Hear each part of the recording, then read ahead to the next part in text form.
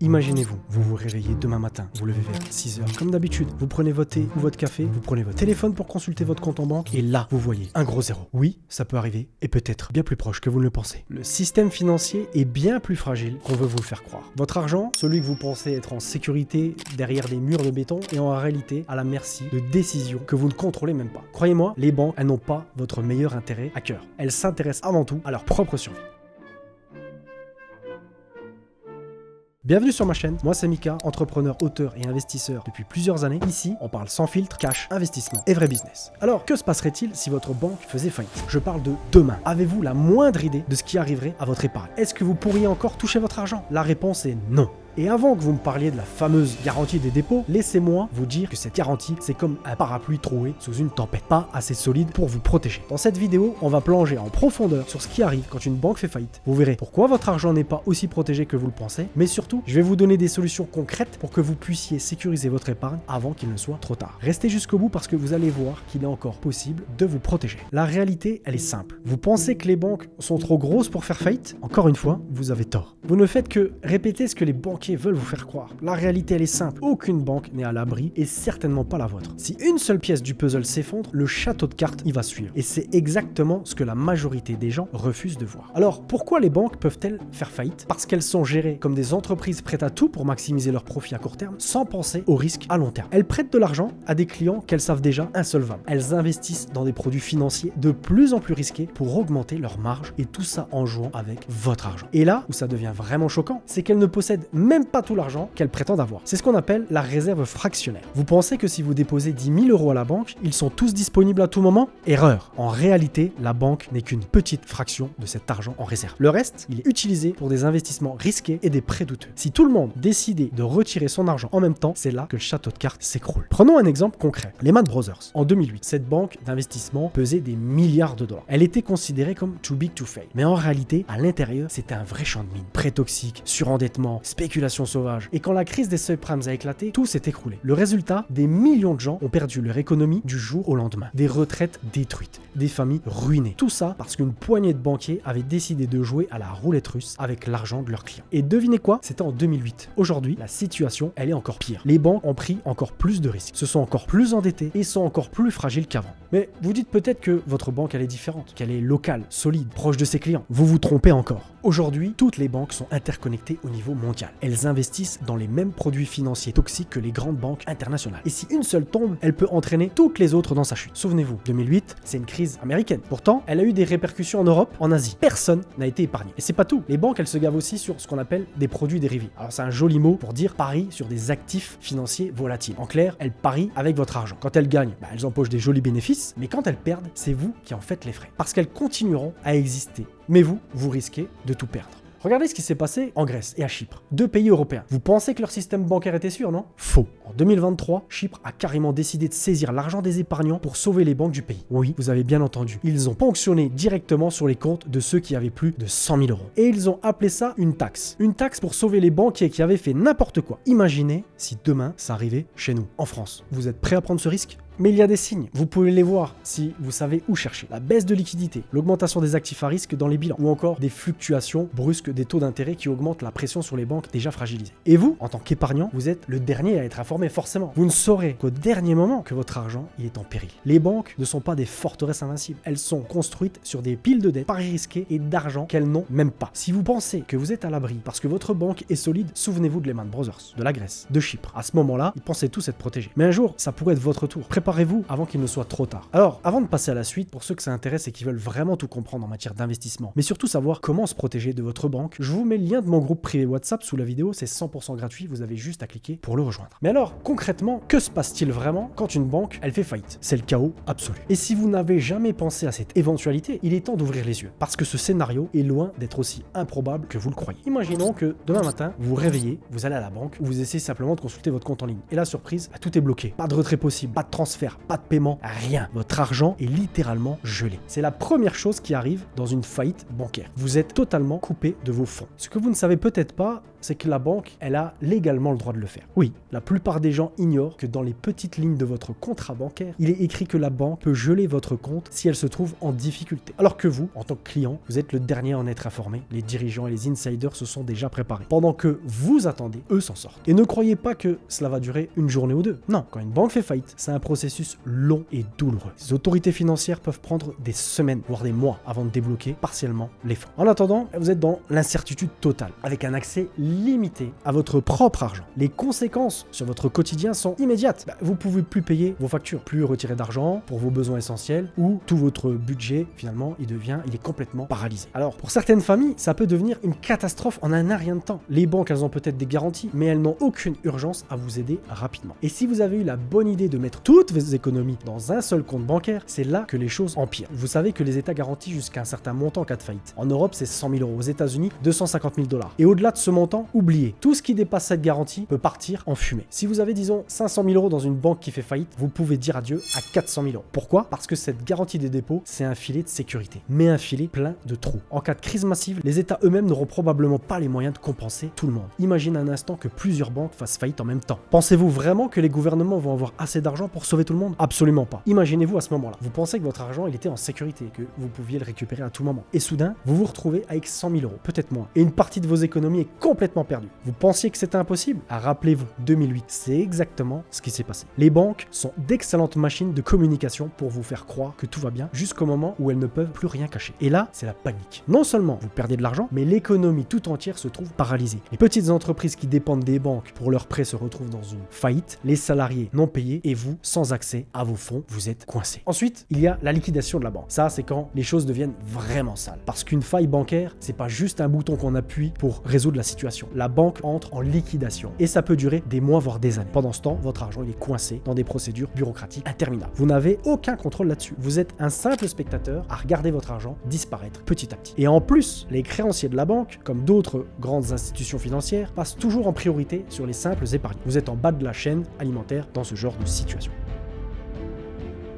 Prenons un exemple récent, Chypre. En 2013, quand les banques chypriotes se sont effondrées, l'État a mis en place ce qu'ils ont appelé une taxe de solidarité. En réalité, c'était du vol pur et simple. Les comptes au-dessus de 100 000 € ont été ponctionnés. Si vous aviez 200 000 €, hop, 50% de votre argent est confisqué pour renflouer les banques. Et ça a pris des mois, voire des années, avant que les clients récupèrent une partie de leur argent, et encore, ceux qui ont eu de la chance. Vous savez, les banques, elles aiment cacher des clauses dans leurs contrats, des petites lignes que personne ne lit jamais, je vous rassure, moi non plus. Dans beaucoup de pays, ces petites lignes disent clairement que si la banque est en difficulté, elle a le droit de bloquer votre compte pour se sauver. Oui, vous avez bien entendu, votre argent devient une ressource pour la banque et vous n'avez aucun recours. En cas de faillite bancaire, vous perdez tout contrôle sur votre argent, vous êtes à la merci de l'État, de la banque et des procédures légales. Et si vous pensiez que votre argent est protégé, détrompez-vous. Quand tout s'effondre, les grandes institutions font passer leurs propres intérêts en premier et vous serez le dernier servi. Alors que faire? Vous allez rester là à attendre que ça vous tombe dessus ou vous allez prendre des décisions maintenant pour sécuriser votre épargne avant qu'il ne soit trop tard? Je voudrais revenir sur cette fameuse garantie des dépôts dont on a parlé, cette promesse qui vous assure que quoi qu'il arrive, jusqu'à 100 000 €, vos économies sont protégées. Mais je vais vous dire une chose, cette garantie c'est une illusion. Vous vous sentez protégé parce que c'est exactement ce qu'ils veulent que vous croyez. Mais la réalité est tout autre chose. Fermez les yeux une seconde. Imaginez-vous, vous avez travaillé dur toute votre vie. Vous avez économisé chaque euro, chaque centime. Vous avez fait des sacrifices, repoussé des voyages, évité certaines dépenses pour assurer votre futur. Vous pensiez que tout était sous contrôle. Vous vous dites, même si quelque chose va mal, j'ai 100 000 € de garantie. Maintenant, imaginez-vous que demain, votre banque fait faillite. Vous vous précipitez pour retirer votre argent, mais tout est bloqué. Vous appelez votre conseiller, il est tout aussi perdu que vous. Vous tentez de le contacter par téléphone, mais vous n'avez aucune réponse. Tout ce que vous avez, c'est ce chiffre magique, 100 000 € protégés par l'État. Mais voilà la vérité. Ce montant, il est dérisoire pour beaucoup de personnes. Et si vous aviez beaucoup plus, c'est là que commence le cauchemar. Et même si vous avez moins, ne croyez pas que cet argent immédiatement disponible. La garantie des dépôts, c'est un joli conte de fées, et dans la vraie vie, c'est pas aussi simple. D'abord, la garantie, elle est activée que si la banque elle fait faillite et si la faillite elle est officiellement reconnue. Et c'est là que les mots prennent tout son sens et que ça peut prendre des mois. Pendant ce temps, l'argent, il est complètement bloqué. Voici un fait qui devait vous faire réfléchir. Le Fonds de garantie des dépôts et des résolutions, le FGDR, qui est censé protéger les épargnants, n'a qu'une réserve de 7 milliards d'euros. 7 milliards pour couvrir des millions de comptes bancaires en France. C'est loin, très loin de promesses affichées. Ce chiffre est ridicule comparé au montant réellement détenu par les Français dans les banques. En cas de crise systémique où plusieurs banques s'effondreraient en même temps, cette réserve serait vidée en un clin d'œil. Ce que vous croyez être une protection n'est qu'un pansement sur une plaie béante. Et si si vous vous dites que c'est pas si grave, parce que finalement, la France a un vaste réseau bancaire, laissez-moi vous réveiller un peu par rapport à ce paysage bancaire français dominé par 6 géants, BNP Paribas, BPCE, le Crédit Agricole, Crédit Mutuel, la Société Générale et même la Banque Postale. Imaginez qu'une seule de ces banques, elle chute. Ce sont pas moins de 20 millions de personnes qui seraient affectées instantanément. Et ce n'est pas tout. La faillite de l'une de ces banques entraînera inévitablement les autres dans sa chute. Un véritable effet domino. La stabilité financière de la France repose sur un fil tenu. Et si ce fil se brise, les conséquences seront désastreuses pour nous tous. Enfin presque. Tes économies, tes investissements, tout ce pourquoi tu as travaillé si dur pourrait disparaître en un clin d'œil. Et comme si ça ne suffisait pas, regardons la situation macroéconomique de la France. Le pays a une dette de plus de 3000 milliards d'euros. La France est aujourd'hui dans le même groupe que des pays, le Venezuela, la Grèce, le Soudan ou encore l'Italie, qui sont parmi les plus endettés au monde. Avec cette dette colossale, pensez-vous vraiment que l'État français aura les moyens de sauver votre économie si tout s'effondre? Croyez-moi, ce jour pourrait arriver plus vite que vous ne le pensez. Et ce ne sera pas juste une banque, non, ça sera tout un système qui va s'écrouler. Et à ce moment-là, la garantie des dépôts ne sera qu'une vague souvenir, une promesse non tenue. Imaginez-vous à ce moment-là incapable de retirer votre argent. Vous vous retrouvez devant un distributeur de billets, votre carte à la main, mais aucun billet ne sort. Le compte est bloqué, vos économies sont inaccessibles. Vous êtes là, impuissant. Et tout ce que vous pouvez faire, c'est attendre que quelqu'un vienne vous dire ce qu'il reste de votre argent. Vous pensiez être à l'abri, mais en réalité, vous êtes au cœur d'une tempête que vous ne contrôlez pas. La garantie des dépôts, cette promesse qui vous rassurait, n'a servi à rien. La vérité, c'est que vous ne pouvez pas vous permettre de faire confiance aveuglément à un système qui, en cas de crise, mettra tous ses intérêts avant les vôtres. Vous devez prendre les choses en main dès maintenant. Diversifiez vos avoirs. Ne mettez pas tous vos œufs dans le même panier. Et ne comptez pas sur une promesse qui pourrait bien voler en éclats quand vous en aurez le plus besoin. Ne soyez pas la prochaine victime d'un système qui ne protège que ceux qui sont déjà au sommet. Le choix, il est entre vos mains. Vous avez vu le tableau, le système bancaire est une poudre prête à exploser à tout moment. Alors maintenant, la vraie question est, que faire pour voir vos économies ne pas partir en fumée? Comment pouvons-nous protéger ce pourquoi vous avez travaillé si dur avant que tout s'effondre? Laisser les choses en l'état, c'est jouer à la roulette russe avec votre avenir financier. Et ça, c'est terminé.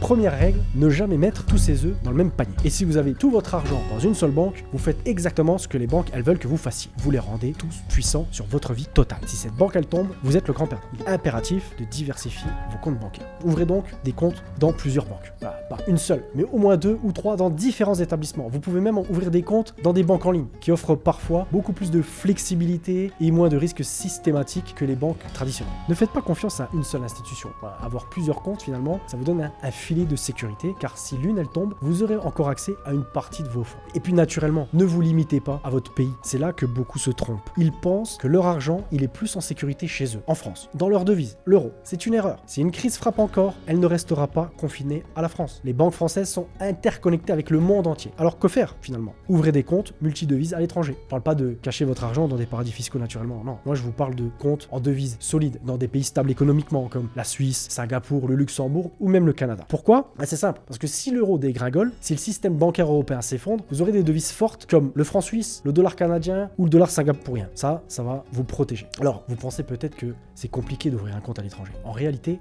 c'est pas si difficile. Il y a beaucoup de banques internationales qui proposent des services pour les résidents étrangers. Un compte multidevise en ligne sans même avoir à vous déplacer. En un clic, vous diversifiez vos risques, par exemple sur la banque Wise ou Revolut. Ensuite, vous devez sortir une partie de votre argent du système bancaire. Oui, vous m'avez bien entendu, il y a des actifs que vous pouvez détenir en dehors des banques, qui ne disparaîtront pas en cas de crise. Investissez toujours dans des actifs tangibles. L'or, par exemple, c'est l'un des investissements les plus anciens et les plus fiables. Lorsque les marchés financiers s'effondrent, l'or, il a tendance à grimper. C'est un refuge pour votre argent. Mais faites attention, faites pas l'erreur d'acheter de l'or papier. Ces certificats financiers qui prétendent représenter de l'or. Non, non, achetez de l'or physique. Des lingots ou des pièces que vous pouvez stocker en des lieux sûrs. Parce qu'en cas de crise, avoir de l'or en main, ça vaut bien plus que des chiffres sur un écran. Vous pouvez aussi avoir l'immobilier. Investir dans des biens immobiliers, c'est une autre façon de protéger votre patrimoine. Même si les marchés financiers sont volatiles, une propriété physique, ça reste un actif solide. Vous allez pouvoir investir dans des biens étrangers et encore faire l'appel à même plus de diversification. Et ce qui est encore mieux, c'est si vous choisissez des biens qui génèrent des revenus comme des locations, vous allez pouvoir protéger votre capital tout en générant des flux de trésorerie. Parlons maintenant des crypto-monnaies. Ouais, je sais, c'est hyper volatile, c'est risqué. Mais dans un monde où les banques traditionnelles sont au bord du gouffre, les cryptos offrent une vraie alternative que vous ne pouvez pas ignorer. Le Bitcoin, il est devenu pour beaucoup un actif de refuge face aux crises monétaires. Mais attention, ne mettez pas tout votre argent dedans. Les cryptos sont extrêmement volatiles. C'est un actif qui doit représenter qu'une petite partie de votre portefeuille. Voilà, c'est un actif que vous contrôlez entièrement hors du système bancaire traditionnel. Vous avez le contrôle total sur vos fonds sans dépendre des banques. C'est d'ailleurs pour ça que le Bitcoin, il a été inventé. Et un point qui est souvent oublié par les particuliers, ayez du cash liquide. Ça peut sembler banal, mais dans une crise, avoir de l'argent l'argent en liquide, ça peut faire toute la différence. Si les banques elles ferment temporairement, s'il n'y a plus de guichet, si vous pouvez pas retirer votre argent, vous allez pouvoir subvenir à vos besoins immédiats. Donc gardez une somme suffisante de billets à la maison en cas d'urgence. Le cash finalement ça va être un ultime filet de sécurité. Vous allez pouvoir payer vos factures, acheter des biens de première nécessité ou aider vos proches. On sait jamais combien de temps une crise elle va pouvoir durer, alors soyez prêts à avoir un peu de cash sous la main. Vous allez pouvoir explorer également les systèmes financiers décentralisés, la DeFi, qui sont en train de révolutionner la manière dont nous gérons notre argent. Bien sûr, tout n'est pas encore parfait dans ce domaine, c'est une manière de sortir du circuit classique des banques et d'avoir une maîtrise directe sur vos actifs. Voilà, vous avez maintenant toutes les clés pour protéger vos économies. Mais je vous le dis franchement, ne restez pas là à attendre que la catastrophe elle arrive. Vous devez agir maintenant. Diversifiez vos comptes bancaires, ouvrez des comptes à l'étranger, investissez dans des actifs tangibles et ne dépendez plus uniquement du système bancaire traditionnel. C'est votre argent, c'est votre avenir et vous êtes les seuls à pouvoir les protéger. Si cette vidéo elle vous a aidé à y voir plus clair et que vous êtes prêt à prendre en main votre avenir financier, abonnez-vous dès maintenant. N'oubliez pas de me laisser un petit pouce bleu pour me donner de la force et me dire dans les commentaires si vous êtes suffisamment protégé. C'était Mika, à bientôt pour une prochaine vidéo. Prenez soin de vous.